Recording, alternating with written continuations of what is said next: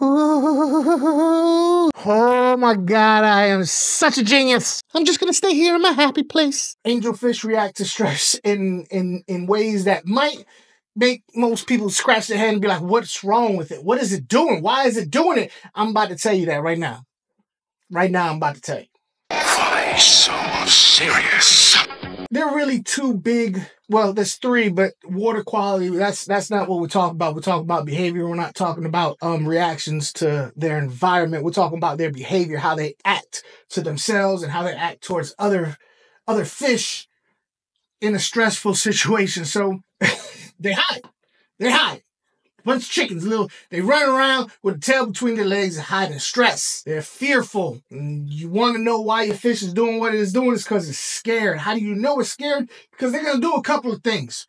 Let's go with the first one that most people ask about is it being stationary in one spot. That could be a behavior relating to dominance, where, hey, this is my area. I'm just going to sit here. More often than not, it's more of a like, I don't know what to do. It's almost frozen in fear.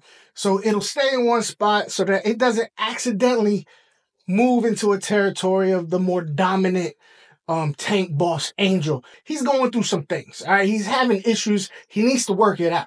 The biggest behavior that I see, listen, I ain't gonna lie to you, this one is the one that makes me laugh the most. I didn't go to school for this. I just do my own observation. I just want to let you know right at the back, I am not no physiologist, but I do have a mind and a brain. I've noticed that angelfish hide amongst branches that are, in the water, like the root systems of trees and fallen tree branches and whatnot. Anyway, their body shape is perfect for getting up and being in there, like still there. And because of their angular shape, they kind of look like the angular shape of the branches around them. So it makes them hard to see. I came across this epiphany when I went to the pet store and I was looking at angelfish. I said, hey, you ain't got no angelfish. And it was like, there's one in there. And I'm looking around, I don't see it. And then I noticed it. It was one angelfish in between the fake plants of the, like the stems of the fake plants. And it was like this, with its nose up against the glass and showing its tail fin this way. I almost didn't see the damn thing. Nobody will ever suspect me hiding out with my face up against the glass like this. They're going to want to take a bite out of me. They're going to have to take a bite out of my wet ass. I'm not telling nobody about this hack.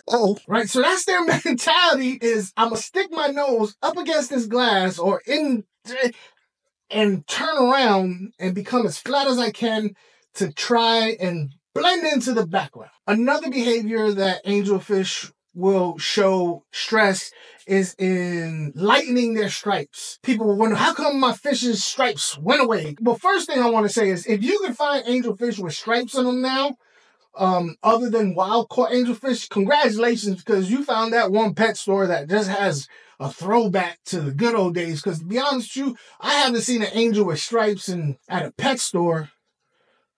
Ah, man, it's been a minute. The reason why they do that is simple. They're trying to not bring attention to themselves. There is a dominant male, and that dominant male is claiming the whole tank, and he's willing to fight anybody who steps to him. So the dulling of the stripes is just showing submissiveness. I don't want none. You the man. This all yours. I just ate. Hey, don't mind me. I ain't even here. Don't even look. They're just showing that they're not a threat. Please don't beat up on me. Now that you know all that, what are you going to do about it? How can you help these fish overcome their stress? I'm going to be honest with you. If you leave them alone, they'll figure it out. That scaredy little fish that's got his face all up against the glass, eventually he'll grow a pair. The fish that subdues his stripes and all that stuff, he'll realize that the other fish is not seeing him as a threat, so he'll loosen up a little bit. And as far as that fish staying in one spot forever, he'll move. If you want to help it along, shake up the situation by rearranging all your plans. It'll change the whole social dynamic by making them think they're in a different situation. But to be honest with you, I wouldn't stress too hard about it But knowing that one of your fish is going through stress, at least try and figure out where that stress is coming from and decide for yourself if it's something worth really ripping your tank apart and trying to pull out fish and this or that. But most times than not, is not. I don't even know if that phrase was correct like that. Most times, more often than not, it ain't worth the hassle. Just leave them be, they'll figure it out.